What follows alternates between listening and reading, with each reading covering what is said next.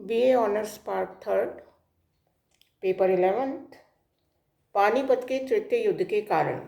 मैंने आपको एक ब्रीफ इंट्रोडक्शन एक दिन दिया था कि किस तरह से पानीपत का जो तीसरा युद्ध था वो बहुत ही इम्पोर्टेंट हुआ। पहला, जैसा आपको सबको पता है, 1526 में तीन युद्ध हुए हैं पानीपत के, और तीनों ने ही महत्वपूर्ण इतिहास में भूमिका अदा की है। पहला युद्ध बाबर और इब्राहिम लोदी में बाबर की विजय हुई और भारत में मुगल साम्राज्य की स्थापना हो गई।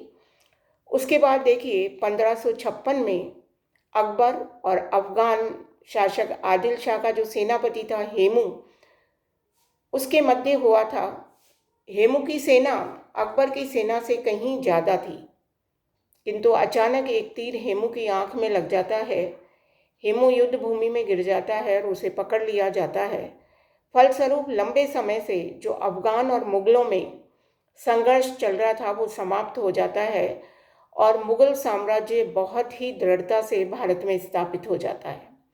अब हम देखेंगे कि तीसरा जो पानीपत का युद्ध था, जिसने मराठों की पूरी शक्ति को क्षीण कर दिया, और एक महत्वपूर्ण बात ये थी कि ब्रिटिश सत्ता जो थी धीरे धीरे वो अब भारत में पांव जमाने लगी, क्योंकि अगर उस समय मराठा विजय हो जाते तो मुगल सत्ता जो बिल्कुल जर्जर अवस्था में थी उसको शायद वो अपने नियंत्रण में कर पाते। बहुत सारी ऐसी परिस्थितियां थी जो बदल सकती थी, किंतु पानीपत के तृतीय युद्ध जो था वो मराठों के लिए जितना निर्णायक रहा उतना ही भारतीय इतिहास के लिए भी निर्णायक रहा।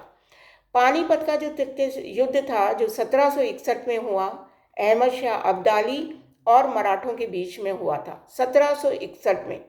अब तक इससे पूर्व देखिए शिवाजी ने लंबे चौड़े मराठा राज्य की स्थापना कर दी थी। वो औरंगजेब से टकरा गए थे, कई दुर्ग उन्होंने हासिल कर लिए थे, दक्षिण में भी अपनी शक्ति का प्रसार कर लिया था। अब देखिए वो उत्तर भारत की तरफ मराठे बढ़ रहे थे, पंजाब और दिल्ली के आसपास के प्रदेशों पर अधिकार करना चाहते थे। दूसरी तरफ देखिए अफगानिस्तान पर अहमद शाह अब्दाली ने अधिकार कर लिया था।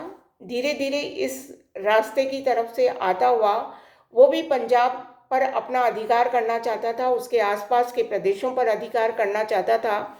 और यही दोनों चीज़ जो थी किसके टकराने के कारण बन गए थे, अहमद शाह अब्दाली और मराठों की टकराहट के कारण बन गए थे। पेशवा जो थे काफ़ी शक्तिशाली हो गए थे, मजबूत उनके पास सेना थी, किंतु कई कारणों की वजह से मराठे जो थे पानीपत के तृतीय युद्ध में पराजित हुए, है ना। अगर आप मराठा हिस्ट्री को ग्रांड डफ की बुक से पढ़ें तो वो उससे ऐसा लगेगा कि एक एक व्यक्ति इतना ज़्यादा नुकसान शायद ही किसी युद्ध में हुआ होगा जितना नुकसान की मराठों को हुआ। अब हम देखेंगे कि बाजीराव जो था वो क्यों मराठाओं से अब्दाली से टकरा गया, या क्या ऐसी परिस्थितियां थी जिसने पानीपत के तृतीय युद्ध को निकट ला दिया। देखिए 1740 से लेकर 1761 तक जो मराठा शक्ति थी वो थी पेशवा बालाजी बाजीराव के पास, जो बहुत ही योग्य व्यक्ति थे और दूरदर्शी भी थे। बाजीराव भारत में मराठा शक्ति की सर्वोच्चता को स्थापित करना चाहते थे, दक्षिण भारत को निजाम से मुक्त कराना चाहते थे। अब देखिए दक्षिण भारत को निजाम से मुक्त कराएंगे तो निश्चित रूप से निजाम किसका विरोधी हो जाएगा, मराठों का। भाई आप उसका राज्य लेंगे तो निजाम उसका विरोधी हो जाएगा।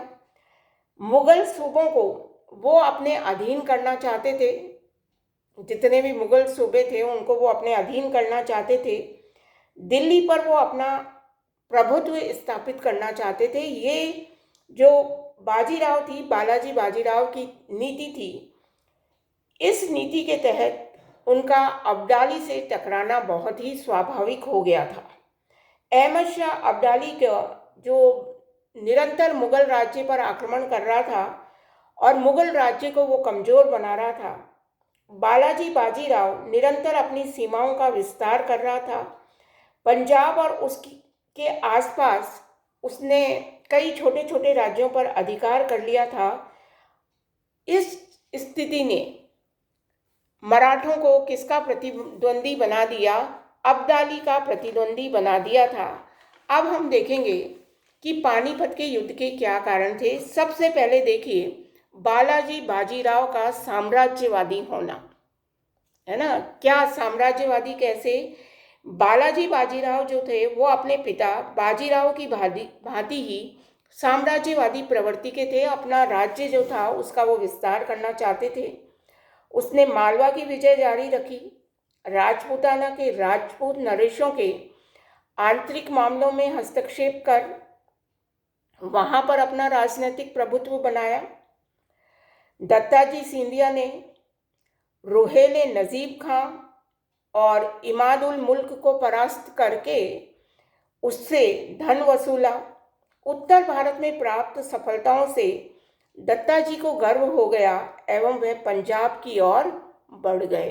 देखिए परिस्थितियां अलग थी, है ना। जो भी आपने पढ़ा मैंने अभी आपको बताया। मुगल साम्राज्य सत्ता जब कमजोर हो रही थी तो राजपूत स्वतंत्र हो रहे थे, तो उन्होंने राजपूत नरेशों के आंतरिक मामलों में हस्तक्षेप कर दिया और वहाँ अपना राजनीतिक प्रभुत्व बनाया। वहाँ पर वो कई कई जगह उन्होंने लूटपाट भी करी। दत्ताजी सिंधिया जो उनके एक महत्वपूर्ण नेता थे मराठाओं के, उन्होंने रोहेलों का जो नेता था नजीब खां और इमाद उल मुल्क, इन दोनों को परास्त कर दिया। अब वो बड़े पंजाब की तरफ और उनका ये मानना था कि वो किसी न किसी तरह पंजाब पर अपना अधिकार कर लें। बालाजी बाजीराव ने विजयी प्रदेशों में, है ना, जब आपने प्रदेश विजय कर लिए हैं, वहाँ से धन आपने प्राप्त कर लिया है, तो निश्चित रूप से आपको वहाँ पर सुशासन की स्थापना भी करनी चाहिए थी। उन्होंने किसी भी प्रकार की सुशासन की स्थापना नहीं की। फलस्वरूप कई राजपूत नरेश उनसे नाराज हो गए। उत्तर भारत से अधिक आर्थिक लाभ भी प्राप्त उनको नहीं हुआ। आपने युद्ध लड़ा, है ना, जैसे दो राजपूत राजा युद्ध कर रहे थे तो उन्होंने एक का सहयोग लेकर दूसरे को परास्त किया और सहयोगी को ये वचन दिया कि हम आपकी सुरक्षा करेंगे, आपके यहाँ व्यवस्था करेंगे, किंतु उन्होंने ये दोनों कार्य नहीं किए। तो ऐसे में वो जो राजपूत राजा था वो उनसे नाराज हो गया। फलस्वरूप ये जो एक कारण था उनका बालाजी बाजीराव का साम्राज्यवादी प्रवृत्ति का होना, ये भी उनके लिए पानीपत के युद्ध के उनको निकट ले गया। ऐसे ठीक था, हर व्यक्ति विजय करता है, किंतु विजय के साथ सुशासन की आवश्यकता होती है और साथ ही हमें ये भी देखना पड़ता है कि आप जिन राज्यों को विजय कर रहे हैं वो राज्य आपकी अगली विजय में आपका सहयोग करें। आपकी जो संबंध हो वो इस तरह के हो कि वो आपका राज्य, मराठा राज्य, फिर उत्तर भारत के राज्य और उसके बाद आप जा रहे हैं दक्षिण भारत में या दिल्ली तक पहुंच रहे हैं, तो आपकी सेना को वहां तक आने में समय लगेगा। अतः जो आसपास के जितने भी प्रदेश हैं उन्हें आपको अपना मित्र बनाकर चलना होगा, तभी आप सुशासन कर पाएंगे और आप साम्राज्यवादी जो नीति होगी वो आपकी वो सफल होगी। किंतु बाजीराव ने ऐसा नहीं किया। दूसरा महत्वपूर्ण देखिए, मराठों द्वारा पंजाब पर विजय का प्रयास, ये एक बहुत बड़ा कारण था। शायद वो पंजाब विजय की कोशिश नहीं करते तो अहमद शाह अब्दाली के साथ उनकी टकराट नहीं होती।